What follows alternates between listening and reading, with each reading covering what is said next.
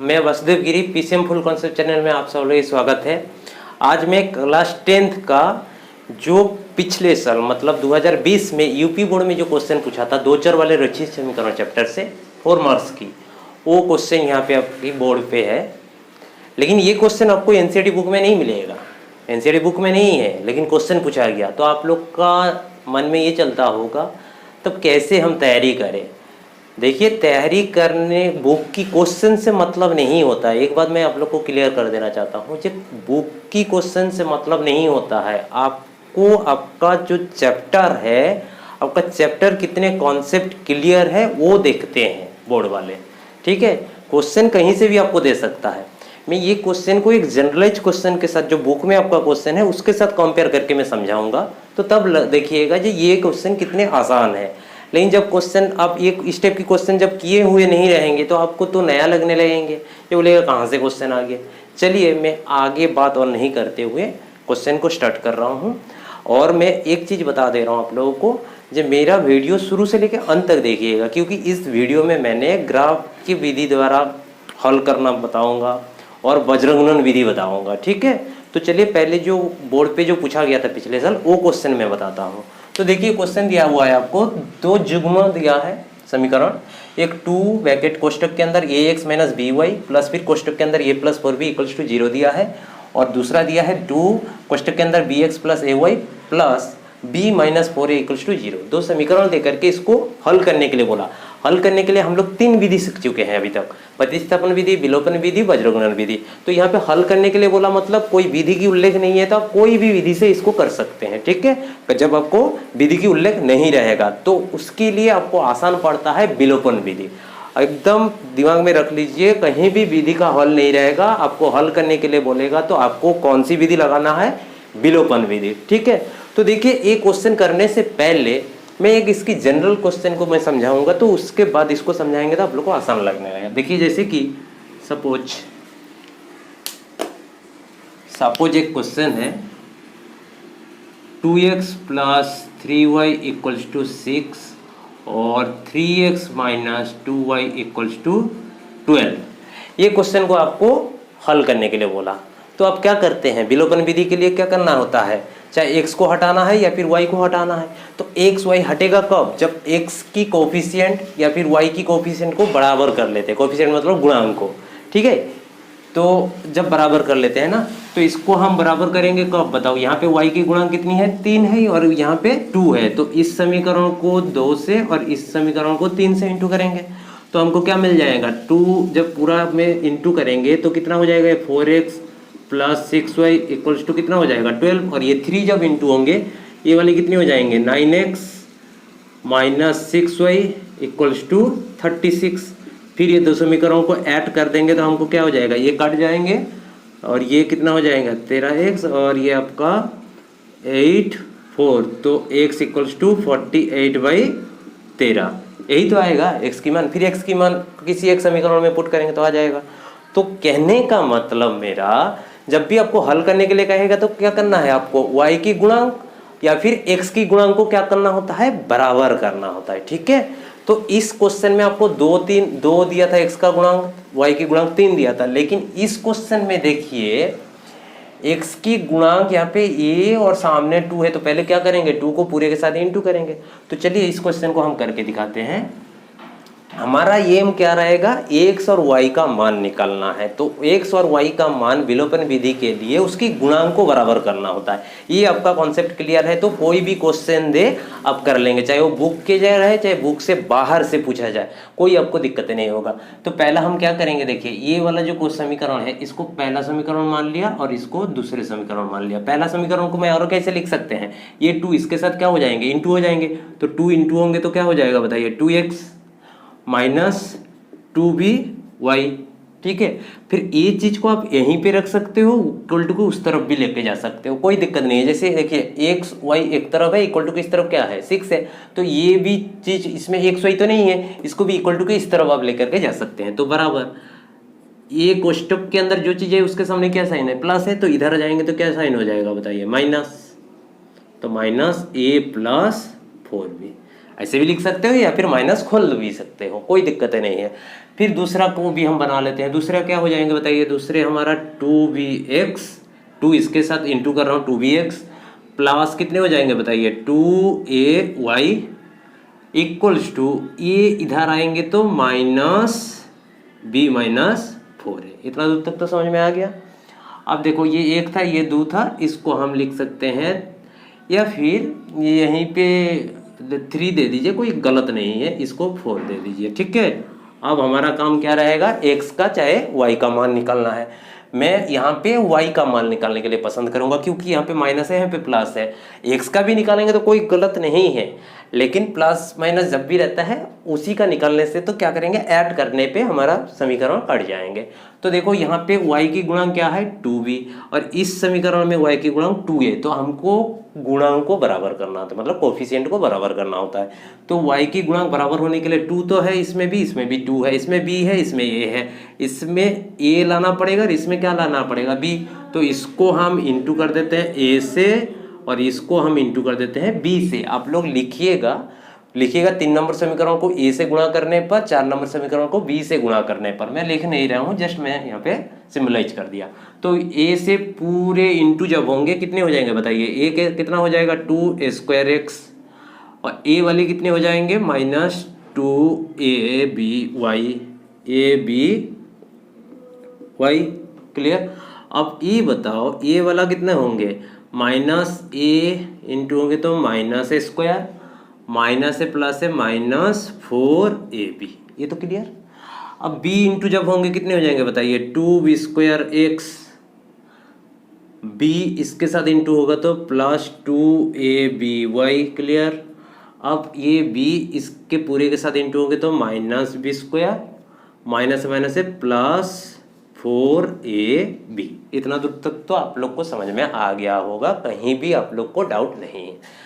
Doubt होगा तो comment section में जरूर लिखिएगा। तो देखिए इसके बाद क्या करते हैं, हम ये 2 समीकरणों को ऐड कर देते हैं। ये 3 4 था तो इसको 5 और इसको 6 दे सकते हैं, कोई दिक्कतें नहीं है।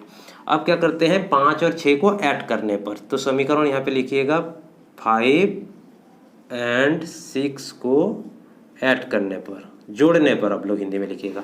तो ये दोनों को हम काट देते हैं, कट जाएंगे। तो ये कितने हो जाएंगे बताइए, ये है हमारा 2a² प्लस 2b²x, इधर भी कितने हो जाएंगे, ये देखिए a भी कट जा रहा है और यहाँ पे क्या बच रहा है -a² -b²। इतना तो समझ में आ गया। इसमें से मेरे को x की मान निकालना है, तो x की मान निकालने के लिए हम क्या करेंगे, यहाँ पे देखिए 2b इसमें है, इसमें भी 2 है, तो 2x कॉमन ले लेते हैं। 2x कॉमन लेंगे तो a² प्लस क्या पड़ा रहेगा b² पड़ा रहेगा, और इसमें से हम क्या कॉमन ले सकते हैं, माइनस कॉमन ले सकते हैं। तो माइनस कॉमन लेंगे तो क्या हो जाएगा बताइए a² प्लस b²। इतना तक तो समझ में आ गया। अब बताओ x बराबर तब कितने हो जाएंगे, ये चीज़ बराबर है, काट देते हैं तो इधर क्या बचेगा -1 और ये 2 नीचे आकर के बैठ जाएंगे। तो x की मान कितना आ गया -1। अब हम क्या करेंगे, x का मान जैसे यहाँ पे निकाल के उसमें पुट करते हैं, इस क्वेश्चन में भी हम लोग ऐसे करेंगे। कैसे करें, किसी भी एक समीकरण में आप पुट कर दीजिए, चाहे 3 4 5 6 1 2 में किसी में भी पुट कर सकते हैं। चलिए मैं एक में ही पुट करते हैं। तो 1 नंबर समीकरण मेरा क्या था 2, इसके बाद क्या है a, x के जगह पे हमको कितना रखना है -12, तो x के जगह में हम -12 रख देते हैं, ठीक। इसके बाद -by एक प्लस ये कितना है हमारा a plus 4b equals to 0। इतना दूर तक तो समझ में आ गया। लिखिएगा x का मान समीकरण 1 में रखने पर। इसके बाद देखो a2 कट जाएंगे तो कितने हो जाएंगे -a, और ये कितना होगा -by इक्वल्स टू क्या करते हैं, ये लोग को उधर लेके चले जाते हैं या फिर यहीं पे खोल दीजिए, कोई दिक्कत नहीं है, +a प्लस 4b बराबर 0। अब देखो प्लस है माइनस से कट गए, फिर -by इक्वल्स टू ये इधर जाएंगे तो इक्वल्स टू इस तरफ -4b हो जाएंगे, y इक्वल्स टू कितना हो जाएगा बताइए 4b अपॉन b भी कटा 4, ये माइनस बोथ साइड तक कट जाएंगे। तो देखो y की मान कितना आ गया 4 और x की मान कितना आ गया -12। तो हमको जो समीकरण युग्म का हल करने के लिए बोला था तो मैंने निकाल लिए।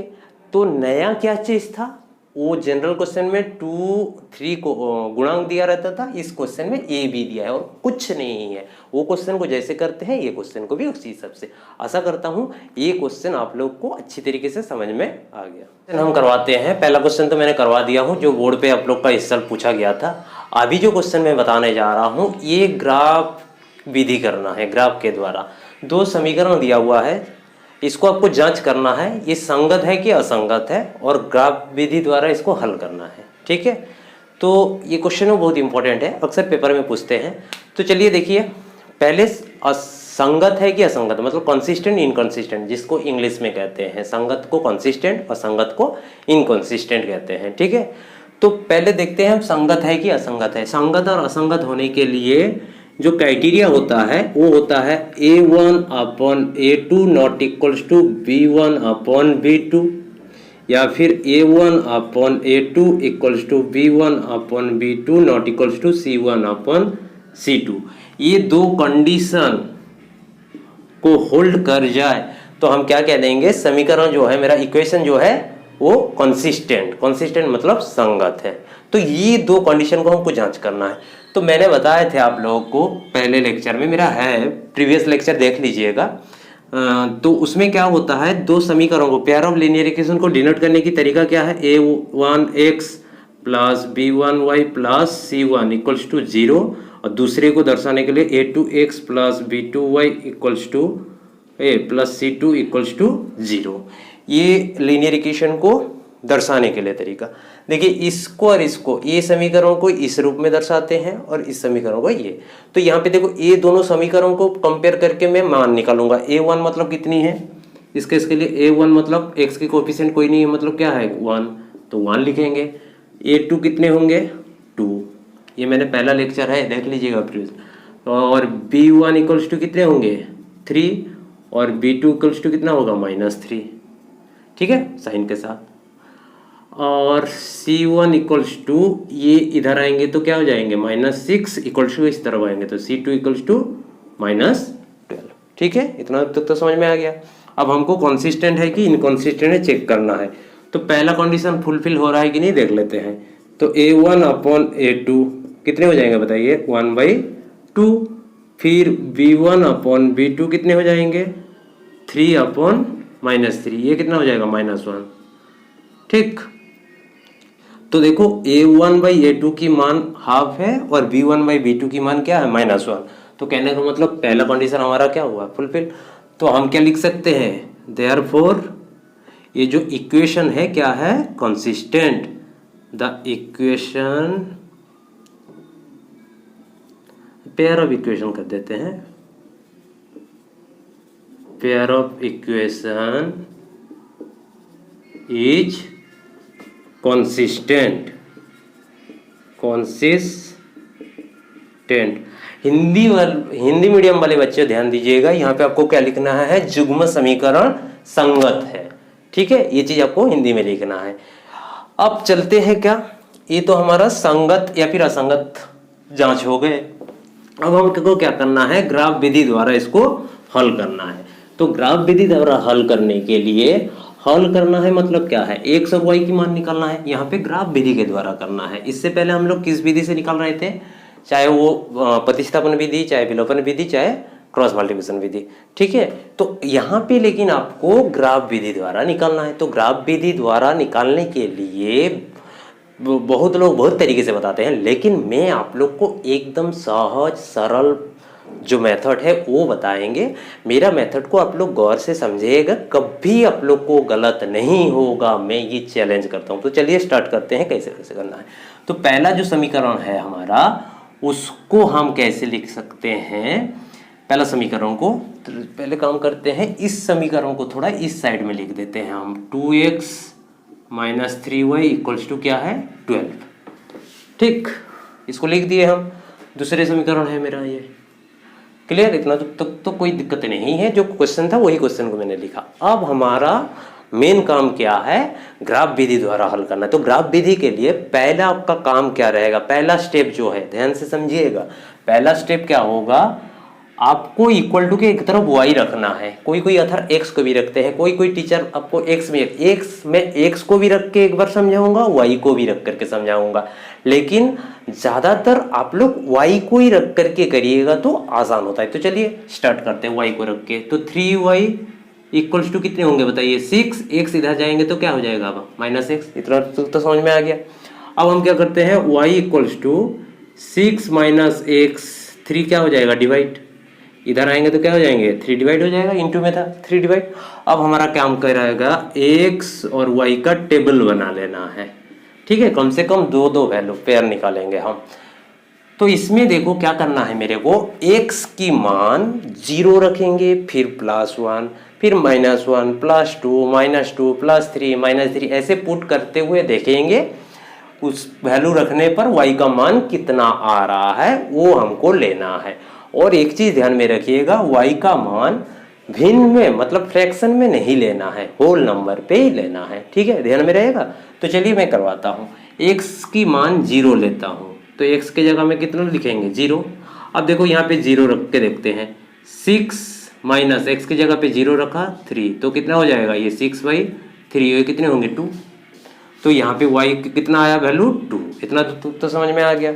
अब हम क्या करते हैं, देखिए यहाँ पे हम रख देते हैं x की मान 3 रख देते हैं, x की जगह में कितना रखते हैं 3, तो 3 रखेंगे तो देखिए 6 - 3/3 कितने होंगे 1 होगा, देखिए क्योंकि 6 से 3 घटाओगे तो 3/3 1, तो y का मान कितना आ गया 1।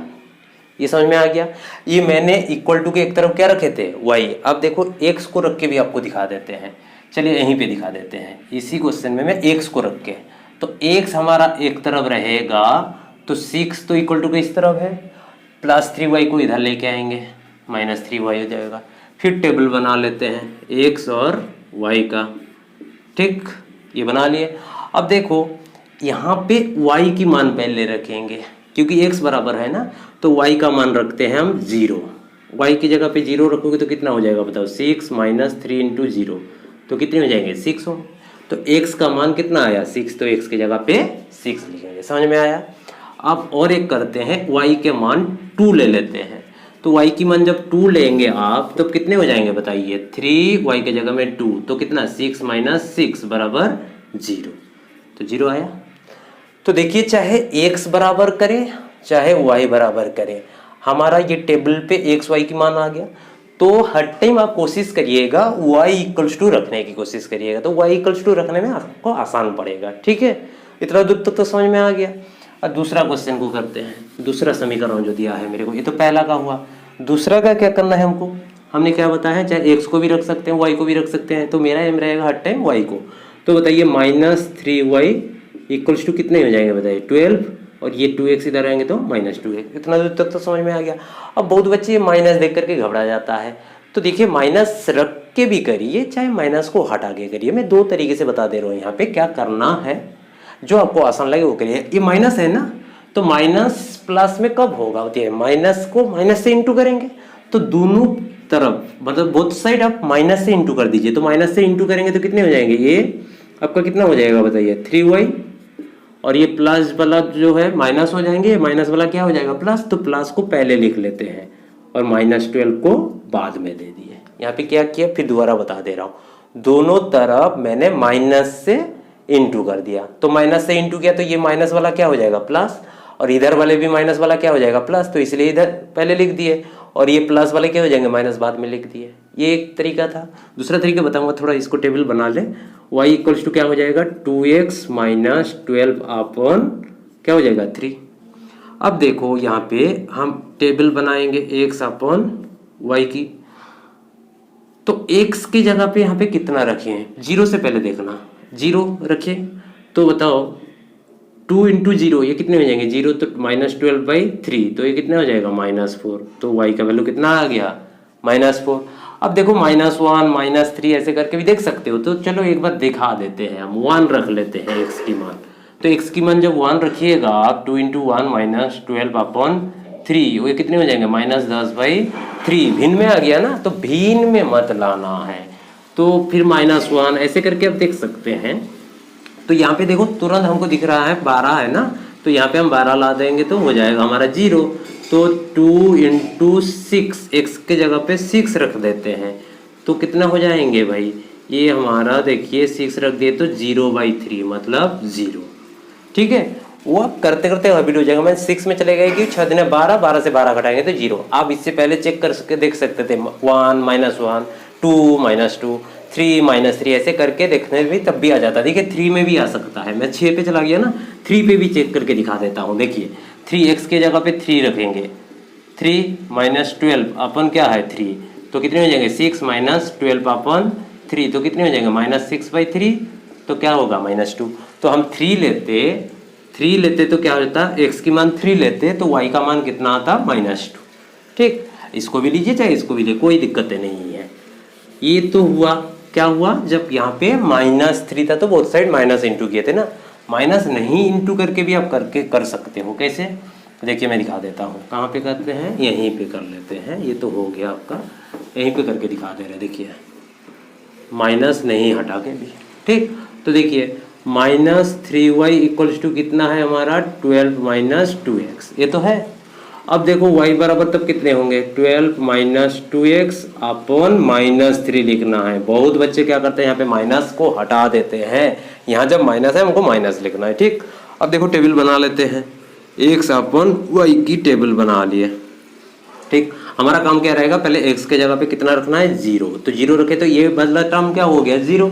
तो 12 अपन -3, 12 अपन -3 कटेंगे तो कितना होगा -4। हाँ -4, तो ये कितना आ गया -4। अब देखो इसकी जगह पे आप 6 रख दीजिए। x के जगह पे 6 रख देंगे तो क्या हो जाएगा बताइए, 6 दूना 12, तो 12 - 12 कितना हो जाएगा अपन 3 -3, तो 0 अपन -3 मतलब क्या हो गया 0, तो ये 0। ठीक, तो देखिए इधर से भी जैसे हम गए थे क्या 0 - 4 6 0 आया, और माइनस को नहीं हटा के भी किए तब भी क्या आया 0 - 4 6 0। तो इसीलिए मैंने बताया था ना, चाहे माइनस को आप हटाइए चाहे नहीं भी हटाए, आंसर तो बराबर आना है। ठीक, तो चलिए अब इसको रब कर देते हैं। अब मेरा क्या काम रहेगा, ये जो पेयर निकाल लिए 2-2 पॉइंट, तो हमको क्या करना है ग्राफ में इसको प्लॉट करना है। तो आप लोग को ग्राफ मिलेगा पेपर में। मेरे पास तो यहाँ पे ग्राफ नहीं है, मैं बोर्ड पे बनाने के कोशिश कर रहा हूँ। ठीक है, तो ग्राफ पेपर में 2 एक्सिस आप लोग को बना लेना है। एक x एक्सिस है और एक y एक्सिस है। ठीक है, ये x का पॉजिटिव डायरेक्शन है और ये x का नेगेटिव डायरेक्शन। ये y का पॉजिटिव डायरेक्शन है, ये y का नेगेटिव डायरेक्शन। ये तो छोटी क्लास में आप लोग पढ़ चुके हैं। दोनों एक्सिस जहाँ पे कट करता है वहाँ पे O नाम देते हैं, और इसकी जो x की वैल्यू और y की वैल्यू कितना होता है 0 0।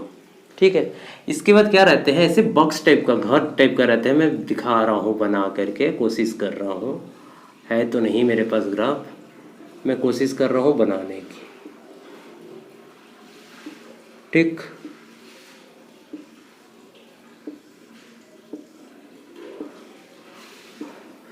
तो इस प्रकार आपका जो ग्राफ की जो बुक मतलब पेपर दिया रहेंगे उसमें इस टाइप का घर रहेंगे। ठीक है, तो अभी हमारा काम क्या होगा, देखिए ये बॉक्स को एक एक घर मान के चलना है। तो हमको पहले देखिए कितना x की वैल्यू कितनी है 0 और y की मान कितना है 2।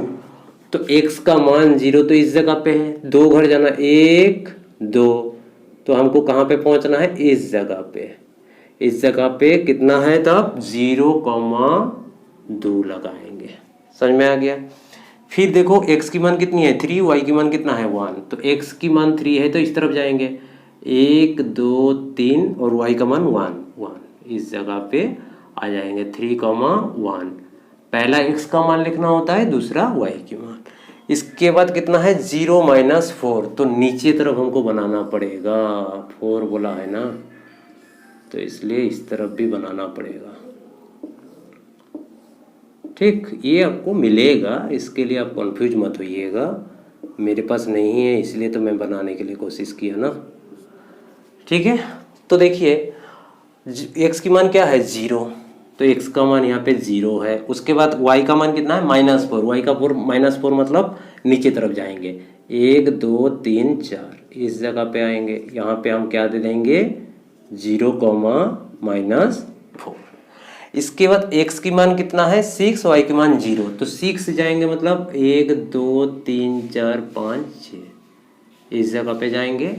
और y तो 0, ऊपर ना जाना है ना नीचे जाना है, 6,0 दे दिए। ठीक है, अभी देखिए सारे के सारे जो पॉइंट हम निकाले थे वो प्लॉट कर दिए। अब हमारा काम क्या रहेगा, इस सबको जोड़ना है। पहला समीकरण की जो 2 था वो को जोड़ लेते हैं, स्केल से जोड़िएगा, हमने हाथ से जोड़ दिए हैं।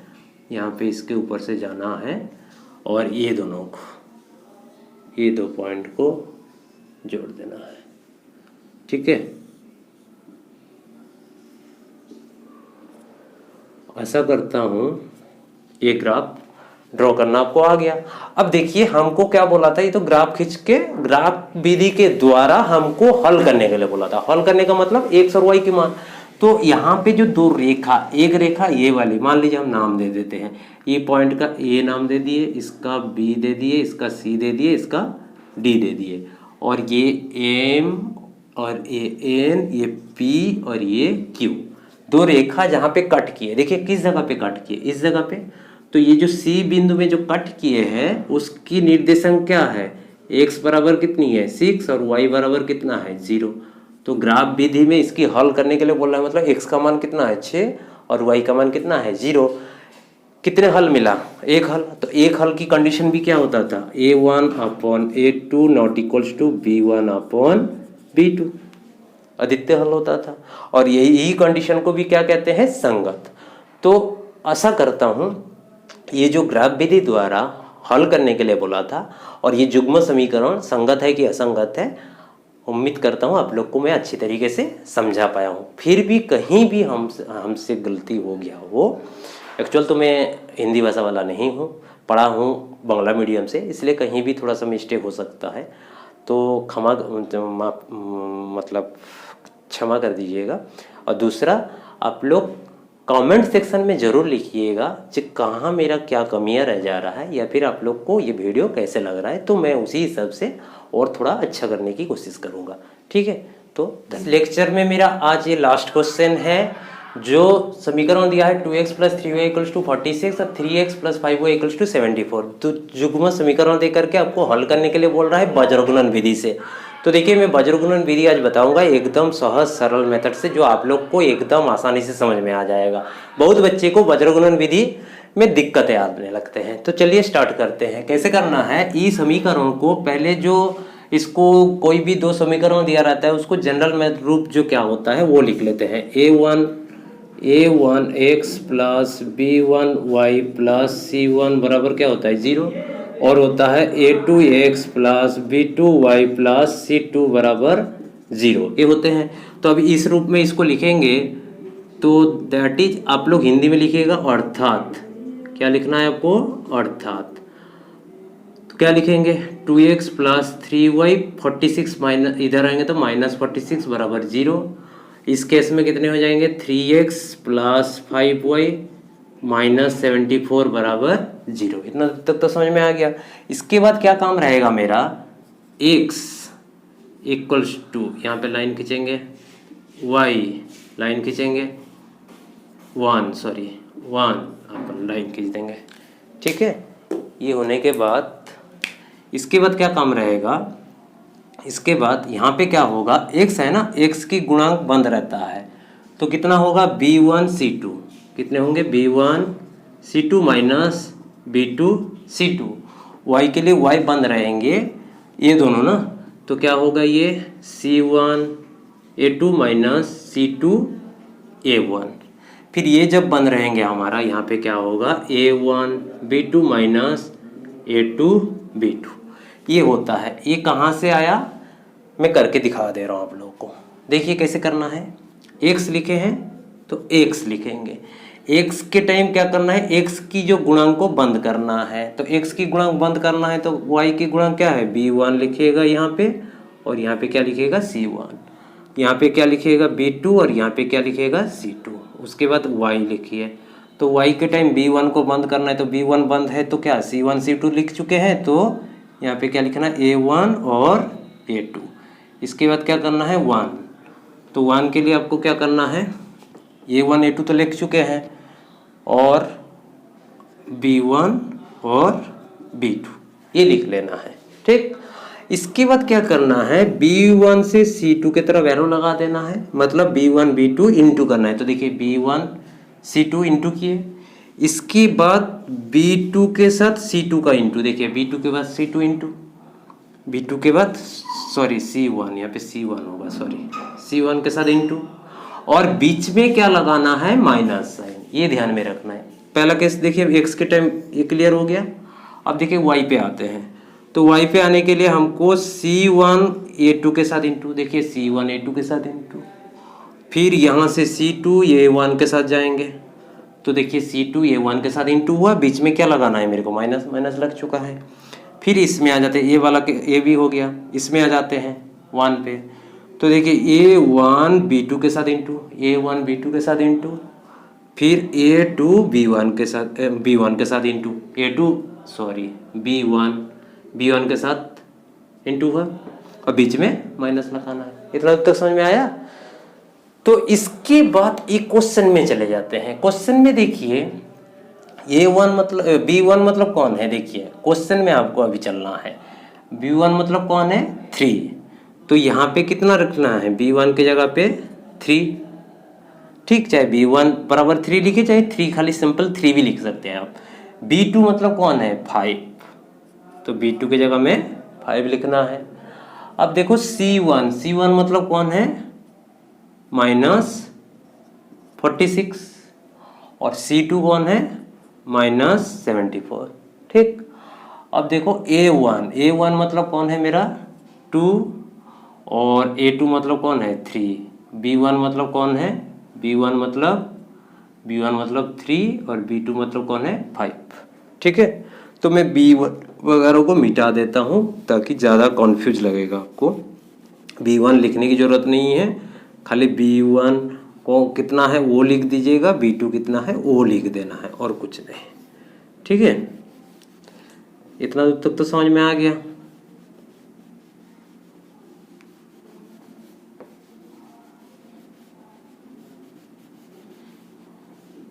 देखिए मैंने क्या किया यहाँ पे -46 और -74 ये लिख लिया। इसके बाद आपका क्या काम रहेगा, अभी नहीं बताया, इसके साथ इसको इंटू, तो 3 के साथ कितना इंटू करना है हमको x अपन, ये तो लिख लिए हैं, तो डायरेक्ट पुट भी कर सकते हैं आप। तो b1 मतलब कौन है, देखिए इसी में डायरेक्ट मैं कर देता हूँ, ये टेबलर बनाने की ज़रूरत नहीं है, ये तो मैंने वहाँ पे जब बना के आपको सिखा दिए हैं और आपको बनाने की ज़रूरत नहीं है। तो अब क्या करना है b1 मतलब कौन है, देखिए b1 मतलब 3 लिखिए, इंटू c2 मतलब कौन है, c2 मतलब -74, चाहे दोनों को ब्रैकेट में ही रख दीजिए। इतना दूर तक समझ में आ गया। बीच में क्या है माइनस साइन, b2 कौन है, b2 हमारा 5 है, और c1 कौन है -46। इतना दूर तक समझ में आ गया। Equals to y upon c1 कौन है -46, a2 कौन है 3, इसके बाद माइनस साइन है, माइनस साइन लिखेंगे। c2 कौन है, c2 मेरा -74, और a1 कौन है 2। समझ में आ गया। अब बराबर 1 को कितना लिखेंगे a1 मतलब कौन है 2, और b2 मतलब कौन है 5, माइनस a2 मतलब कौन है, देखिए a2 मतलब 3, और b1 मतलब कौन है हमारा 3, b1 भी 3, ठीक है। समझ में आ गया। अब क्या करना है आपको, इसको सिंप्लीफाई कर लेना है। तो कितने हो जाएंगे ये, यहाँ पे कर देते हैं x अपन ये इंटू होंगे तो 7 12 2 1 7 1 2 222, ये माइनस माइनस से प्लस हो जाएंगे। 5 6 30 से 0 आते 3, 5 4 20 2 23, ठीक। इक्वल्स टू ये कितना हो जाएगा y अपन ये इंटू होंगे तो माइनस 6 3 8 रहते 1 4 3 12 1 13, ठीक। फिर ये माइनस माइनस से प्लस, ये कितना हो जाएगा आपका 8 7 दूने 14 इक्वल्स टू 1 अपन ये कितने हो जाएंगे 10 और हो जाएंगे -9। समझ में आ गया। अब कितने होंगे ये x अपन ये कितना हो जाएगा भाई 8 इक्वल्स टू y अपन ये कितने हो जाएंगे आपका 10 इक्वल्स टू ये कितना हो जाएगा 1 अपन 1 मतलब 1 ही है, ठीक। अब क्या करना है हमको, इसके साथ इसको बराबर लेंगे, x/8 बराबर 1 लेंगे और एक बार क्या लेंगे y/10 बराबर 1 लेंगे। अब देखो इसके नीचे कुछ ना मतलब 1 क्रॉस मल्टीप्लिकेशन करोगे तो x बराबर कितने हो जाएंगे 8 और यहाँ पे y बराबर कितना हो जाएगा 10। तो x और y के मान कितना आ गया 8 और 10। आशा करता हूँ वज्रगुणन विधि भी आप लोग को समझ में आ गया। कहीं दिक्कत हो तो आप लोग कमेंट सेक्शन में लिख दीजिएगा, मैं कोशिश करूँगा और इसको इम्प्लीमेंट करने के लिए।